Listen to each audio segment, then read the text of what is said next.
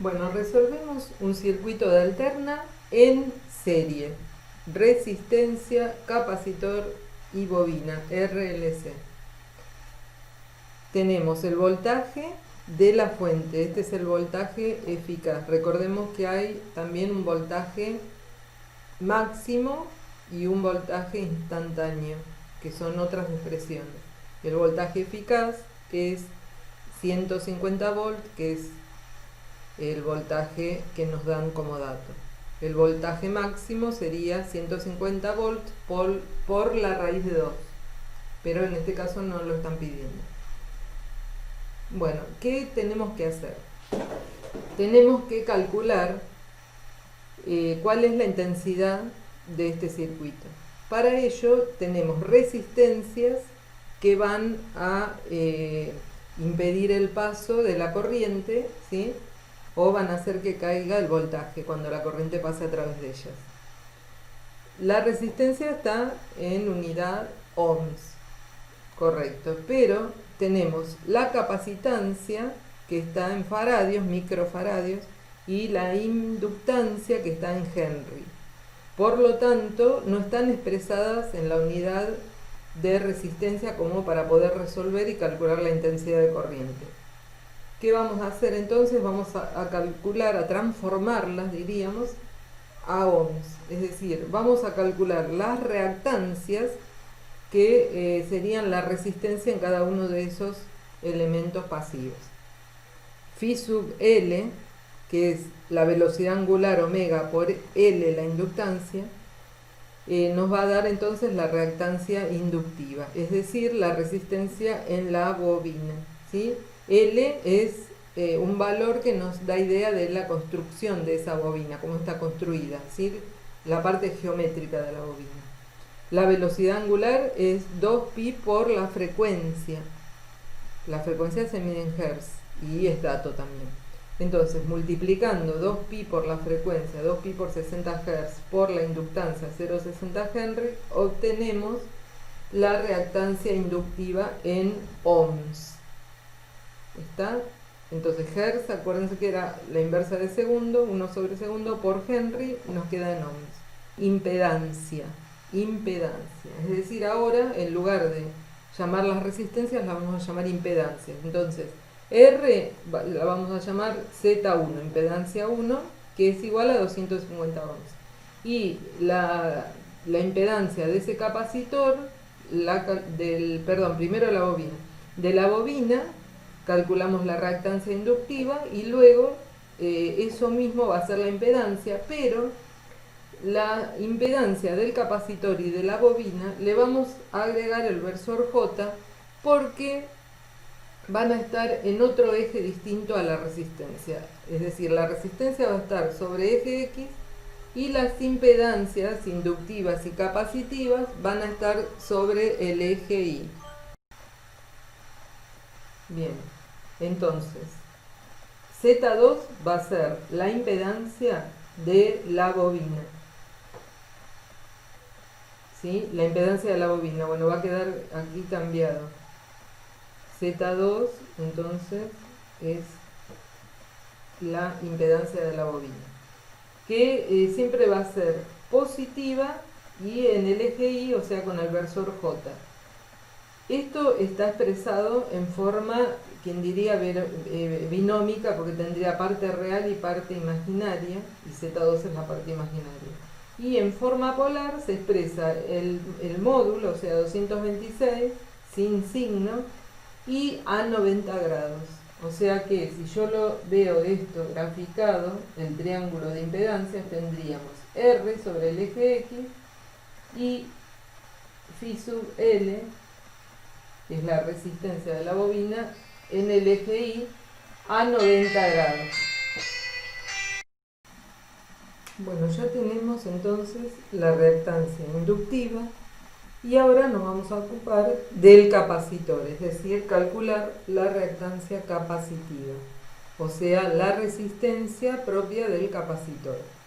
Se calcula como 1 dividido la velocidad angular por la capacitancia, es decir, 1 sobre 2pi por 60 Hz, que es la frecuencia, por la capacitancia, que es 3,50 micro, que es 10 a la menos 6 faradio. Bueno, esta cuenta nos da 758 ohm. Ahora, la reactancia capacitiva también se encuentra sobre el eje de la SI, o sea, no está en el mismo eje que la resistencia, pero sí está en el mismo eje que la reactancia inductiva. O sea, las dos reactancias se encuentran sobre el eje vertical, que es perteneciente en números complejos a la parte imaginaria. Es decir, que volvemos a hacer el diagrama que teníamos la resistencia sobre la parte, que es la parte real, phi sub L, que es la reactancia inductiva, que es la parte imaginaria y está a 90 grados, ¿sí? Que es lo que habíamos marcado antes, o sea, hacia los I positivos, y la reactancia capacitiva, entonces, está atrasando a menos 90 grados. Es decir, que estaría en la parte de los negativos, los imaginarios negativos. Por eso, entonces, se le agrega el signo menos, ¿sí? Siempre que se escribe la reactancia capacitiva, ¿sí? La inductiva es positiva y la capacitiva es negativa. Y el versor J. De esta manera estamos indicando que es la parte imaginaria. Otra manera, esto sería forma binómica de expresarlo. La otra forma, que tenemos la forma polar, es expresar el módulo, que en este caso tenemos un valor solo, iría eso solo, bueno, al lado se pone el argumento o el ángulo, ¿sí? Que como vemos es menos 90. Siempre en capacitivo puro es menos 90 grados. Bueno, ya tenemos entonces las dos reactancias. Vemos que, ¿cuál nos dio mayor? Nos dio mayor la capacitiva. Entonces ya se puede expresar que el carácter de este circuito va a ser capacitivo. Porque tenemos que phi sub C en módulos, ¿no? Es mayor que phi sub L. Entonces aquí, ¿cómo nos quedaría? Sin hacerlo en escala, pero marcando para ver en qué eje nos va a quedar. Vamos a borrar esto. Entonces tendríamos que al ser mayor phi sub C, cuando restamos nos va a quedar la diferencia entre los dos hacia la parte negativa. Esto va a ser phi sub L menos phi sub C, siempre en módulo. No importa que dé positivo o negativo, ponemos el módulo. Luego, entonces, ahora vamos a componer con R el resultado de la recta y calculamos entonces la resultante, que es la diagonal de ese paralelogramo, y en este triángulo sería la hipotenusa, que la llamamos Z y es la impedancia total, ¿sí? Entonces tenemos Z, R y phi sub L menos phi sub C. Este es el triángulo de impedancias. Triángulo de impedancia. Y aquí también podríamos marcar este ángulo lo llamamos phi, que sería el desfase que va a tener este circuito entre la intensidad y el voltaje, que luego lo vamos a calcular como vemos más abajo. Bueno, entonces es importante, el triángulo de impedancia. Bien, ahora ya teniendo entonces las tres impedancias, porque a la capacitiva la llamé Z3, a la inductiva la llamé Z2 y a la reactiva la llamé Z1. Como están en serie, se pueden sumar directamente las tres impedancias, pero con la salvedad de que, de nuevo, la resistencia es real y las dos reactancias son imaginarias. Entonces, como vemos, tienen el versor J. Entonces, la real queda sola, 250, y estas dos las podemos restar, porque las dos son imaginarias. Nos queda este resultado, y esto estaría expresado en forma binómica. Pero nos conviene pasarlo también a polar. ¿Por qué? A ver, para realizar sumas y restas vamos a utilizar la forma binómica.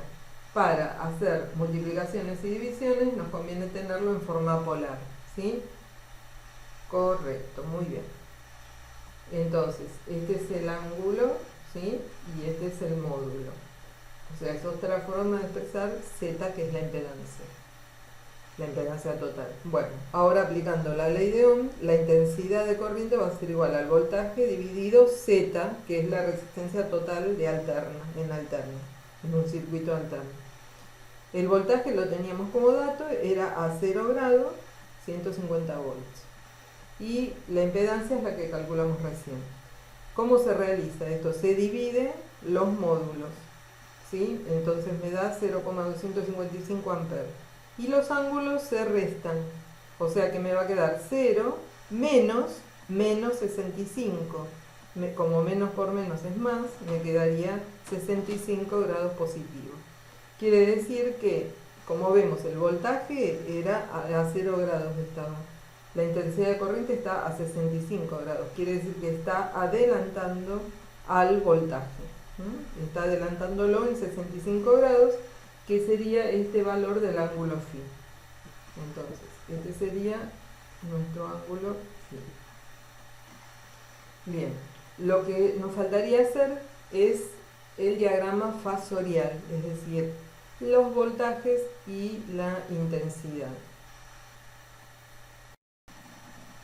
Bien, para hacer el diagrama de fasores, primero vamos a calcular la caída de tensión en cada elemento, es decir, en la resistencia, en el capacitor y en la bobina, o sea, B sub AB, B sub BC y B sub CD.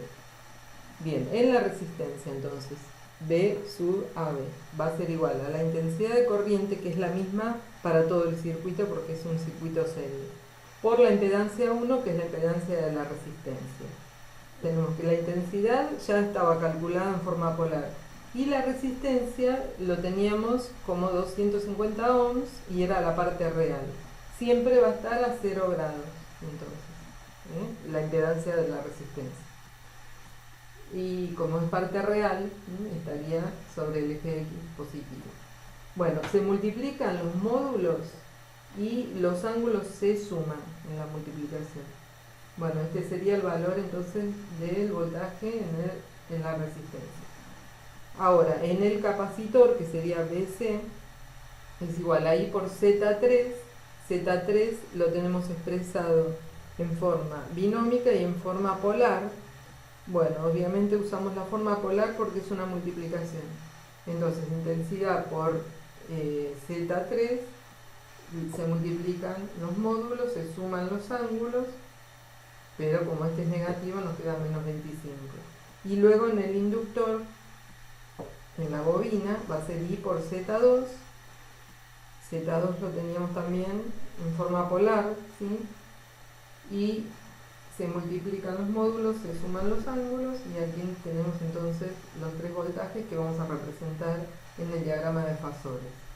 Tenemos entonces la intensidad de corriente, que está a 65 grados, es el fasor rojo. Luego tenemos B sub R, que coincide, siempre va a coincidir la intensidad de corriente con BR, porque el resistivo puro están en fase siempre, los dos fasores están juntos. B sub R, como vemos, es 65 también. Luego el voltaje en el capacitor, que está a menos 25 grados del eje, ¿sí? Del eje X, o sea, menos 25. Si lo comparamos con BR, 90, estaría atrasado 90. Bien, y luego tenemos B sub L, lo que es en el inductor, que está a 155 grados, yo lo marqué acá con verde. Bien, entonces quedaría así hacia el segundo cuadrante.